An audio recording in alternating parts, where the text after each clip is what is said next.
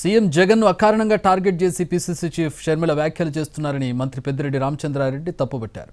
రాష్ట్రంలో కాంగ్రెస్ పార్టీ లేదని, ఈసారి కూడా ఆ పార్టీకి ఒక్క సీటు వచ్చేది లేదన్నారు ఆయన.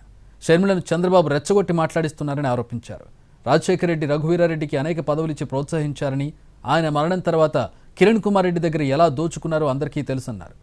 రాజకీయాలు చేసే రఘువీర దమ్ముంటే పోటీ చేయాలని కొందరిని అనవసరంగా మభ్యపెడుతున్నారని చెప్పారు మంత్రి పెద్దిరెడ్డి. సత్యసాయి జిల్లా గుడిబండ మండలంలో పర్యటించిన మంత్రి మడకసిరి నియోజకవర్గ ఇన్ఛార్జ్ ఈరలక్కప్ప ఇంటికి వెళ్లారు. ప్రజాబలంతోనే నిరుపేదైన ఈరలక్కప్పకు టికెట్ ఇచ్చామన్నారు.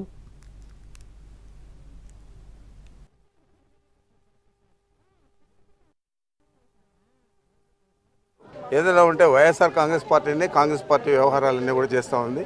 కాంగ్రెస్ పార్టీకి 500, 200, 300 ఓట్లు వచ్చాయి గత 2 ఎన్నికల్లో కూడా. ఈసారి కూడా ఆమె వచ్చిన దానివల్ల పెరిగేదేం లేదు.